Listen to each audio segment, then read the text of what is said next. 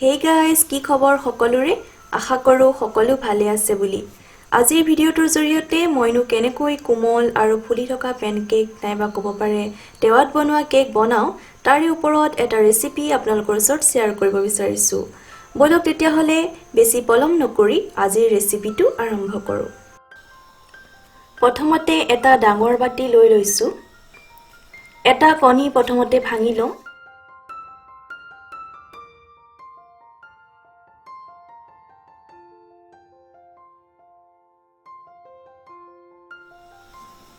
আৰু অলপমান মিক্স কৰি লম।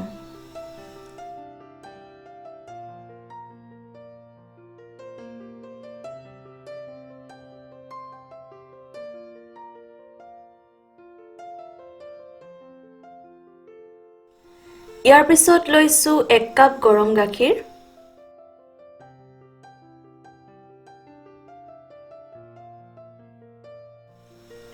দুচামুচ গলাই লোৱা বাটাৰ। আপোনালোকে বাটাৰখিনি গৰম গাখীৰত দি ল'ব পাৰে। অলপমান মিহলাই দিম। 1 কাপ ললো ময়দা। এটা কথা মন কৰিব, যোনটো কাপেৰে ময়দা লৈছো সেইটোৰ জোখেৰে 1 কাপ গাখীৰ ল'ব লাগে, তেতিয়া পৰিমাণটো ঠিকে থাকে। সৰু চামুচেৰে 4 চামুচ বেকিং পাউডাৰ লৈছো। বেকিং পাউডাৰৰ পৰিমাণৰ লগতে পেনকেকটো কিমান ফুলিব সেইটো নিৰ্ভৰ কৰে। তাৰ পিছত লৈছো 3 চামুচ চেনি, যোনখিনি মই মিক্সিত গুড়া কৰি লৈছিলো।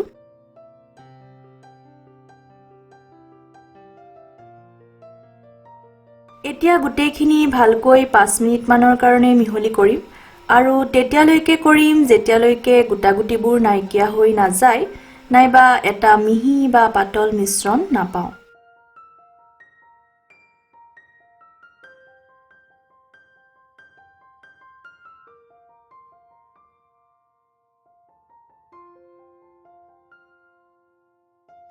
এনেকুৱা ধৰণৰ হ'ব লাগিব মিশ্ৰণটো।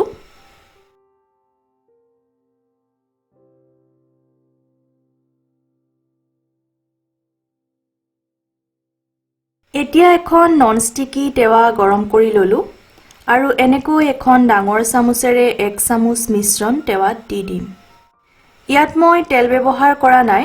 মই যিহেতু আগতেই বাটাৰ দি লৈছিলো সেইকাৰণে আকৌ তেল নিদিলেও হ'ব। যদি ইচ্ছা কৰে তেতিয়াহলে অলপমান বাটাৰ তেৱাত সানি লৈ মিশ্ৰণটো দিব পাৰে।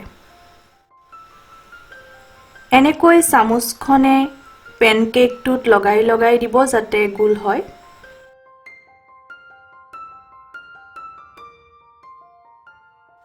এতিয়া 5 মিনিট মানৰ কাৰণে গেছৰ জুইটো অলপ কমাই ঢাকনি দি থৈ দিব। 5 মিনিটৰ পিছত পেনকেকটোৰ ওপৰত ফুটা ফুটা নিচিনা ওলাব আৰু তেতিয়াই পেনকেকটো লুটিয়াই দিব। এয়া দেখিছেনে সুন্দৰ পাতল মটিয়া ৰং এটা হৈ গৈছে ওপৰত। এতিয়া আকৌ ঢাকন দি 5 মিনিট মানৰ কাৰণে গেছটো কমাই থৈ দিম। এয়া এটা পেনকেক হৈ গ'ল। প্লেটত উলিয়াই ললো। চাওকচোন কিমান ধুনীয়াকৈ ফুলিছে।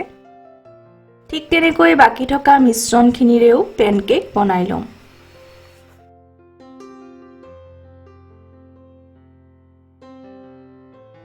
আৰু এটা কথা, 1 কাপ ময়দাৰে অতি বেছি 3টা পেনকেক হয়।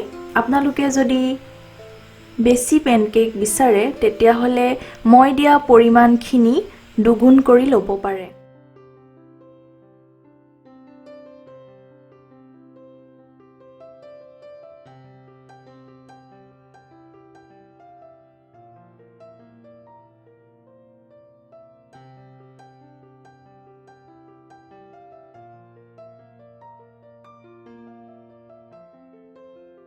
কোমল আৰু ফুলি থকা পেনকেক হৈ গ'ল।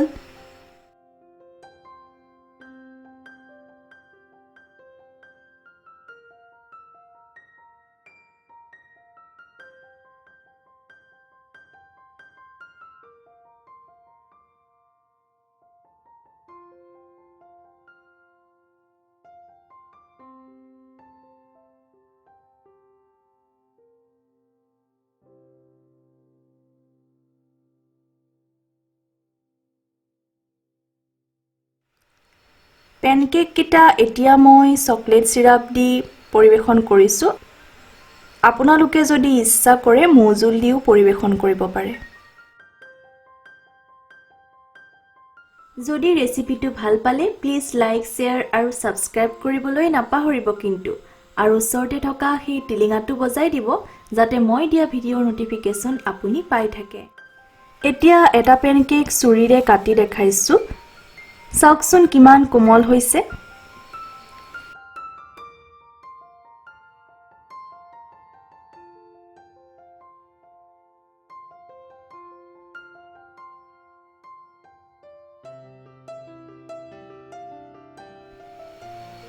বাৰু এতিয়া খাই চাওচোন কেনেকুৱা হলনো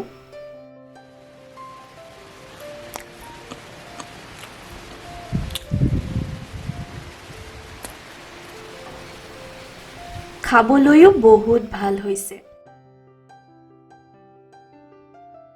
এবাৰ ৰেচিপিটো ট্ৰাই কৰি চাবচোন আৰু কেনেকুৱা পালে মোক কমেন্ট কৰি জনাবলৈ নাপাহৰিব কিন্তু আজিলৈ আহো তেন্তে ভিডিঅ'টো সম্পূৰ্ণকৈ চোৱাৰ বাবে ধন্যবাদ